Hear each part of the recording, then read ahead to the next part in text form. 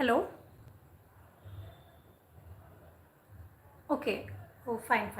So my audio and video are clear now. Okay. So I'll start briefly about my introduction, and then I'll go on detailing about my strategies for the prelims, mains and interview, and I'll discuss certain important preparation aspects, and later on your specific comments and questions will be addressed. Is it all right? Okay. So is my camera okay? Hello. Okay, somebody please mention whether the position of the camera and the audio and video are perfect or not. Okay, fine. So I'll begin by introducing myself. I'm E. Sai Shivani, and I have secured All India rank 11 in this year's civil services examination. And I come from an engineering background. So I have completed my electronics and communications engineering. So I've graduated in 2022, and since then I started preparing for UPSC exam. So this is my second attempt at UPSC, and I've secured this 11th rank in my second attempt. In the previous first attempt, I could not clear prelims. So this is my personal brief introduction, and I will give the credit of this exam's clearance to my parents and my teachers, and this particular ambition of becoming a civil servant was there in my brain back in my schooling days. So as and when I progressed through college and university, this particular dream became stronger, and I decided to pursue the civil services. So then I'll start by telling about the prelims preparation. The book list and the resources I'll comment down in this video, and the UPSCTIME channel, they'll pin it down so that you can refer through the book list. And as far as prelims preparation is concerned, I'll tell that there are 4 important subjects in general studies which I call the foundational subjects. So they are the polity, history, economy, and environment plus geography. So these 4 are the building blocks for the preparation. Once you are strong with these 4, the portion of your prelims paper, the GS paper especially, becomes very easy for you, because the static understanding of these subjects is very important. And when it comes to the CSAT paper, we know that there are 2 sections, the reading comprehension and the math part. I'll come to the process of preparation and solving those papers in a while. So first, let me discuss what is needed for prelims preparation. So first things first, certain subjects are very important, so much so that you have to revise them thoroughly. So for example, let's take polity as a subject. So many of us are coming from other different educational backgrounds, not just humanities. So we have very little understanding of these subjects initially. But as and when we go through the preparation, we understand these subjects. It is important that we collect important data or important topics from these subjects and revise them time and again. For example, if we take polity, we have the articles, the constitutional articles, and we have the important chapters like parliament, center-state relations, and some things like miscellaneous things like the amendments. We remember a lot of these, but initially what happens is that we feel it a lot, like literally we feel there are a lot of topics or these minute factual information to memorize. So for that you have to break down the syllabus into different aspects. For example, I used to just note down what are all the important polity articles, constitutional articles. For example, say we know the fundamental rights and directive principles, but what are beyond them? So we have some other articles like 356, the emergency articles, and in between also we have some important articles. So I used to make one A4 size sheet, and on which I used to write all the important articles by myself. I understand that there are already certain maps and this factual data sheets that are available online, but I prefer writing it by our own selves, because in this process we not only just give it a glance, but few informations and this little factual things, they get seated in our brain. So I advise candidates to write on their own. So it is not too much, just a single page of articles. Once you write them and paste it on your wall, you can give a glance to it every day, and naturally you will be aware of many of the important polity articles. So this is something to do with the factual stuff. And there are similar things for the other subjects, like the maps for geography, wherein we have the map pointing for rivers, mountains and all of them. And also if we take the environment subject, so we have the national parks, endangered species and wildlife sanctuaries or biosphere reserves. What are all the national parks and protected areas included in one particular biosphere reserve?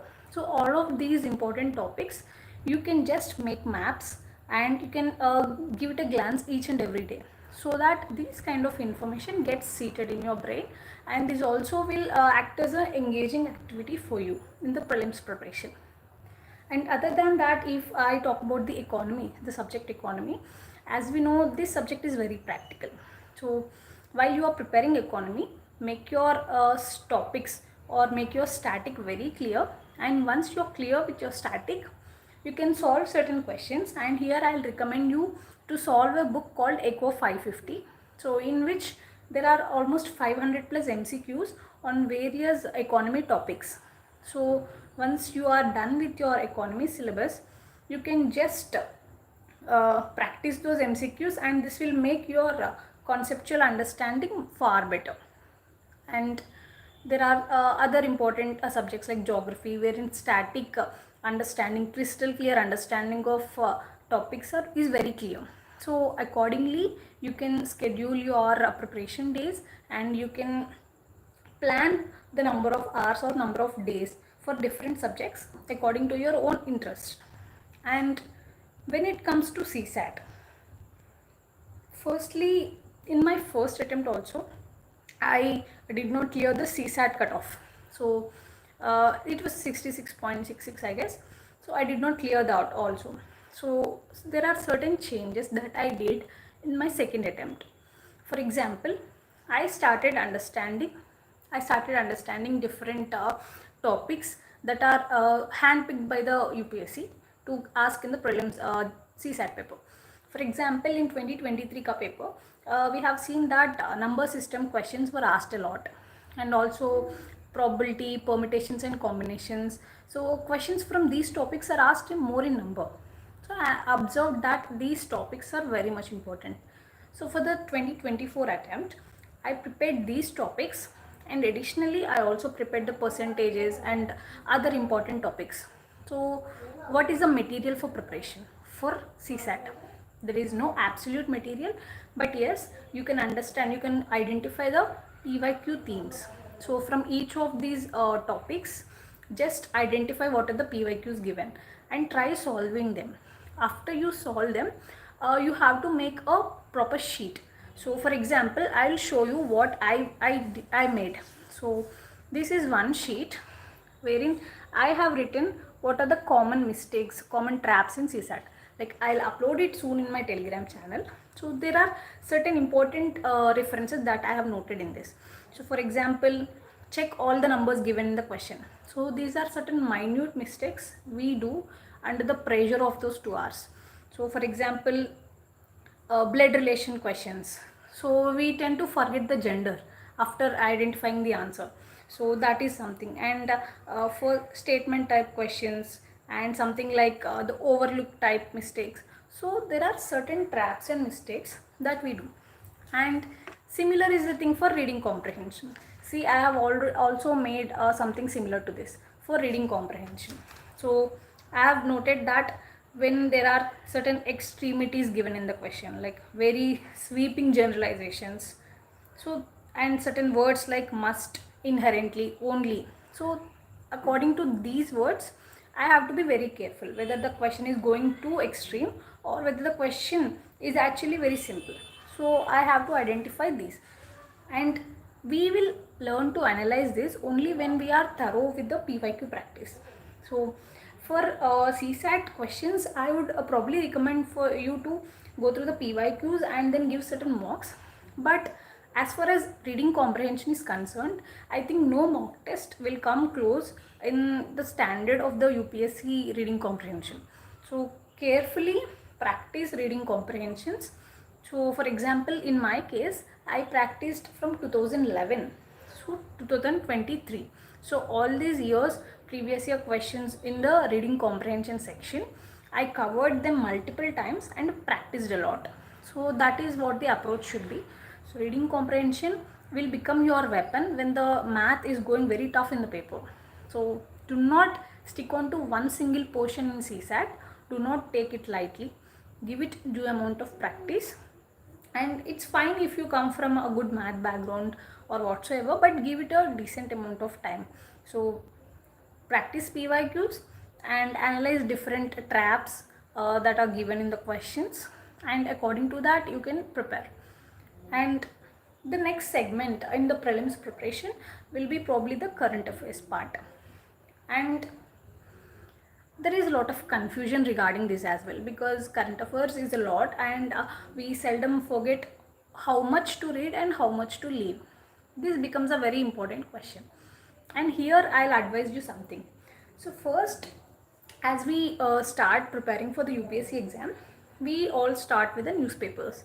So firstly, you have to take one newspaper as a base and read it consistently.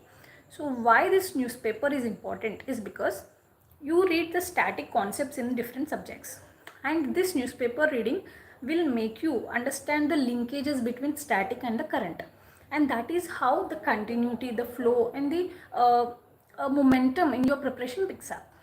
And you have to use compilations for revisions. This is because you cannot make your own newspaper notes every day, because it kills a lot of time. You have to read the static, complete the optional, practicing test and whatso. So you have to be very careful here. You just read newspaper on a daily basis for just knowing things and making interconnections between your static and the current.